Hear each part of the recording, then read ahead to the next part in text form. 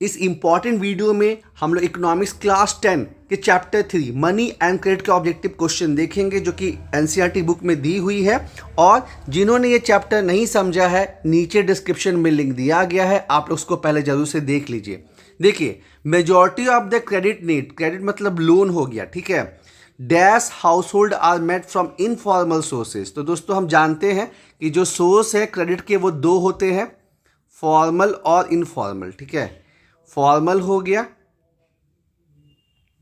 जिसको RBI regulate करती है, इसमें government bank, private bank, cooperative bank ये सब आता है और यहाँ रेट ऑफ इंटरेस्ट जो है वो कम रहता है। लेकिन जो इनफॉर्मल है इसका कोई रेगुलेशन करने वाला नहीं है, मनी लेंडर्स, लैंडलॉर्ड, रिलेटिव, ये सब जो है इनफॉर्मल सोर्स होते हैं, इसका रेट ऑफ इंटरेस्ट बहुत हाई होता है। तो हमने देखा था कि इवन दो अब जो फॉर्मल सेक्टर है इसका कंट्रीब्यूशन क्रेडिट में बढ़ के 66% हो गया है, लेकिन we have seen that in poor household 54% जो लोन है वो अभी भी इनफॉर्मल सेक्टर से लेते हैं। तो यहाँ पे क्या हो जाएगा, यहाँ पे हो जाएगा आपका poor household. Dash cost of borrowing increases the डेप्ट बर्डन, ठीक है। तो दोस्तों हमने जो एनसीईआरटी की बुक उसमें अलग अलग एग्जाम्पल दिया गया, वहाँ पे बताया गया एक टर्म, जिस टर्म का नाम क्या है, डेप्ट ट्रैप। डेप्ट ट्रैप, और ये कब होता है, जब जो आपका बोरोइंग का जो कॉस्ट होता है वो बहुत ज़्यादा हाई होता है, तो जो लोन लेने वाला है वो एक डेप्ट ट्रैप में फंस जाता है। तो यहाँ क्या हो जाएगा, हायर कॉस्ट ऑफ बोरोइंग, ठीक है। आगे देखते हैं, dash issues currency notes on behalf of the central government. तो दोस्तों सेंट्रल बैंक अपने यहाँ जो है RBI, reserve bank of India जो है ये सेंट्रल बैंक है, ये करेंसी प्रिंट करती है, ठीक है। साथ ही साथ ये गवर्नमेंट बैंक है, गवर्नमेंट को जब जरूरत पड़ती है तो ये गवर्नमेंट को मदद करती है, और ये रेगुलेटर है मॉनेटरी पॉलिसी का, ये बैंक्स को भी जो है रेगुलेट करती है और कुछ नॉर्म्स एंड कंडीशंस रखती है। तो यहाँ पे जवाब क्या हो जाएगा आपका, आरबीआई हो जाएगा।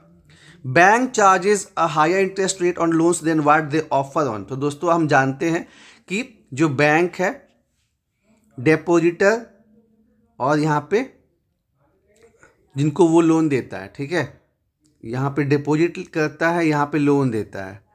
तो डिपॉजिटर को जो वो रेट ऑफ इंटरेस्ट देता है वो लगभग 4% से 6% समथिंग ऐसे देता है, लेकिन जो वो लोन देता है उस पर वो कितना इंटरेस्ट लेता है, 10% से 12% ऐसा कुछ लेता है, ठीक है।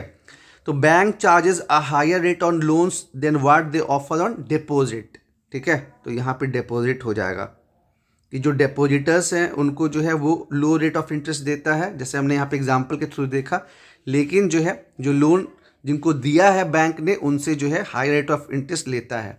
डैश इज एन एसेट, ठीक है, that borrower owns and use as guarantee until the loan is repaid to the lender, ठीक है दोस्तों। तो वहाँ पे एनसीईआरटी बुक में 2 एग्जाम्पल बताया गया है, उसमें एक एग्जाम्पल बताया कि जो है फार्मिंग के लिए लोन लिया गया लेकिन जो है फसल खराब हो गई, तो उस केस में कैसे लोन का रीपेमेंट होगा, ठीक है। तो ऐसा सिचुएशन ना आए इसलिए बैंक्स क्या करते हैं, बैंक्स जो है वो कोलैटरल यानी कि सिक्योरिटी जो है वो जमा कराते हैं, ताकि अगर जिसने लोन लिया है वो फेल हो जाए, ठीक है, तो बैंक जो है उससे अपना रिकवर कर ले, ठीक है। आप जानते हैं कि जो है जैसे कि लोन देना जो है बहुत ही रिस्की वेंचर है, तो कोलैटरल जो है ये in the form of land हो सकता है, हाउस हो सकता है, ठीक है, और भी अलग अलग वे है कि जिसको लोन लेना है वो ये सिक्योरिटी के रूप में जमा करता है बैंक के पास, और फिर जो है तो या यहाँ पे क्या हो जाएगा आपका, कोलैटरल हो जाएगा।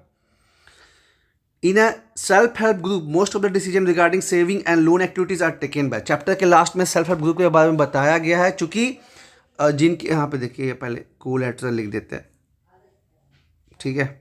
और दोस्तों कोई भी टॉपिक, कोई भी सब्जेक्ट से जो है डरना नहीं है, क्योंकि डर के आगे जीत है।